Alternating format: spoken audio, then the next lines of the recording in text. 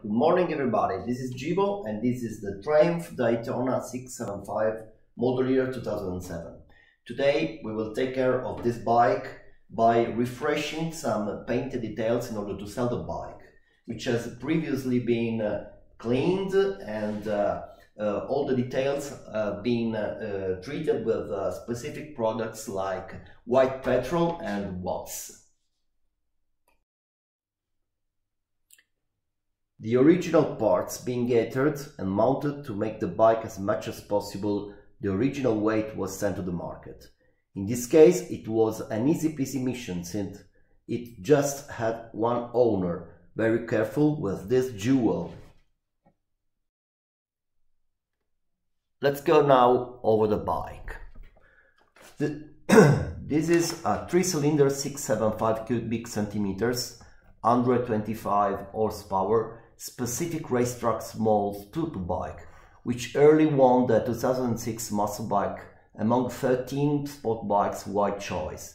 It was, and actually is, one of the best amateur sports bike ever, due to its small dimensions, lightness combined with the performance of a 3-cylinder engine, never too long, never too short, speaking about the power delivering. We have here around 70 Newton meters torque, which are very early available in this 180 17 inches tire. In this case it's a Pirelli BSB. It's not too long and this is a size very useful to get very early in the turn. The footsteps are a bit hoppy, as well as the seat, so it gets a while to get used to this very aggressive posture. Aggressive but very effective in racetrack driving.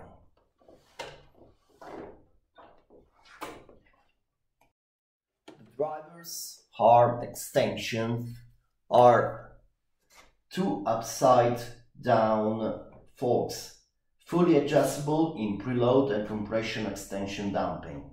They can absolutely kept on the middle standard settings, since the dynamic load is very well delivered into the front.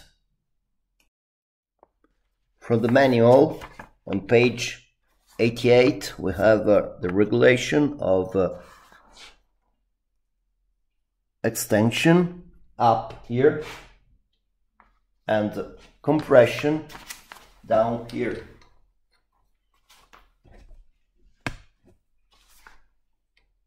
But middle setting standards are okay for the front fork.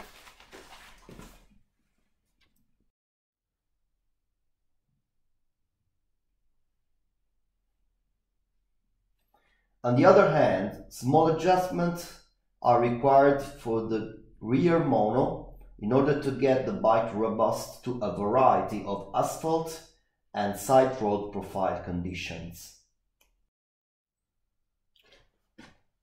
For example, in case of understeering during the turn,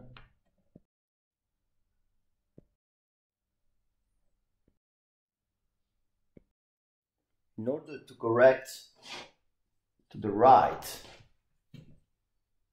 trajectory, and even more during the curve exit phase. In this case, the rear extension damping has to be reduced in order to get the extension as quick as possible. The quicker the extension is, for the third principle of dynamics, if there is an action through this way, the asphalt will give it back another one this way. If the extension is very stiff, the reaction will be high. If the extension is flown, this reaction will be flown. So, if in the front wheel we have a higher reaction of the asphalt, in turn we will get a moment twisting the bike in the right way, so from the external part of the curve through the inner part. So the extension has to be reduced and clicking few clicks anti-clockwise in the bottom regulation of the mono. The geometry of worst handlebar matching makes really and easy the usage of a gyroscopic effect to get the right side inclination.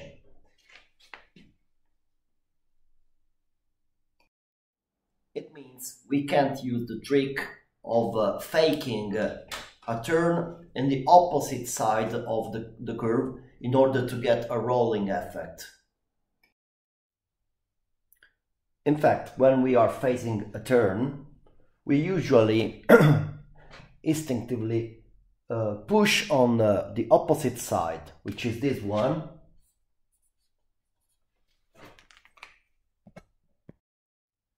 And this force has the effect of turning the steering.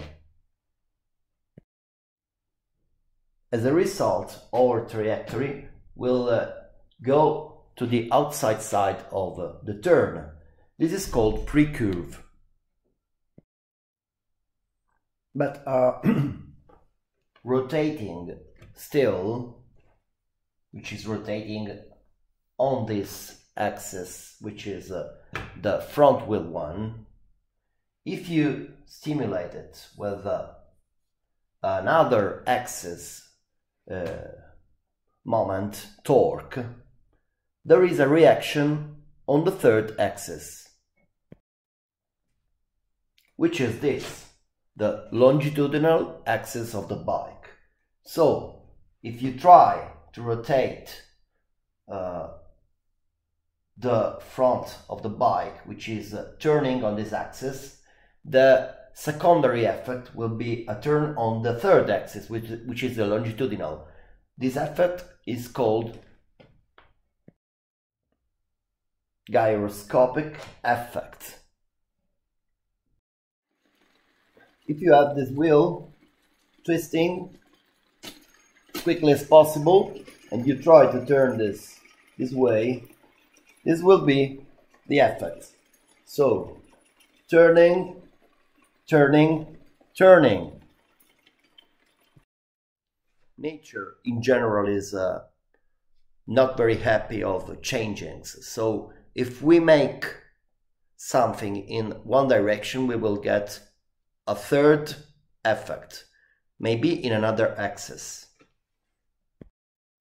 So this bike requires a very clean driver's behavior. So pushing towards the inner side of the curve, also as well using the footstep pressure. So you are straight on the direction of the forks. You can't use the trick, you use your weight by pushing on the handlebar and on the footsteps.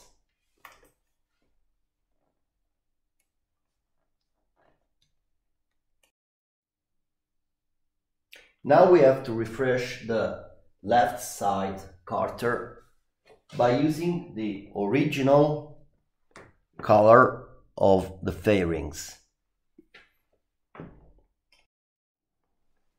We have to protect the parts, so we use paper and we drag the edge of the carter in order to cut it.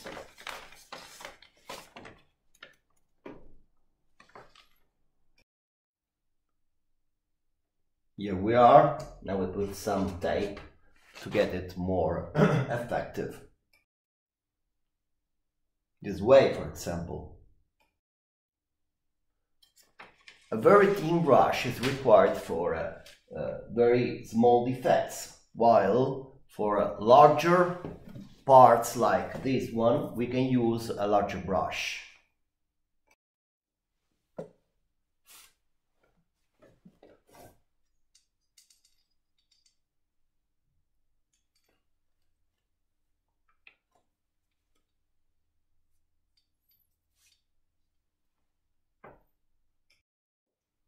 Okay, this is not very good, so let's try with a spray jet. Or another option is to use a solvent over the not really good paintings in order to span it and spread it better. So let's go with the spray jet.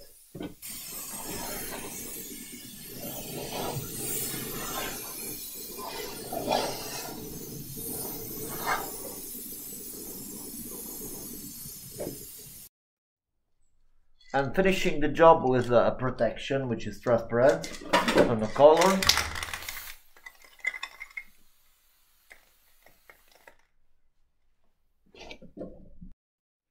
Security first, of course, so gloves, mask to protect your nose and breathing system, and cover the jacket your good dresses. Now the bike is ready for the next owner, provided that it is possible to find a pure amateur which gives the right value to this precious jewel.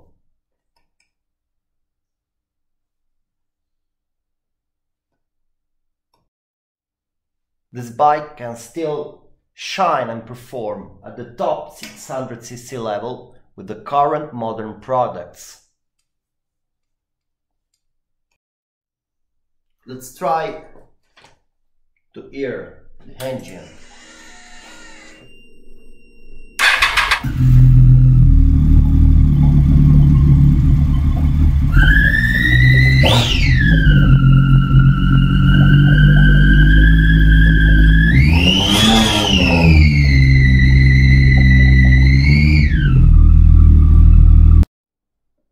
That whistle is due to the air inflow inside the injection system and to the specific 3 cylinders engine and to the outflow gases path. This is a very specific Triumph feature, the whistle. Triumph pricing politics at the launching time was no selling discounts will allow the bike maintaining a valuable price once in the used bikes market. So it has to be. The hurry of the technology doesn't affect really over time a very well designed machine.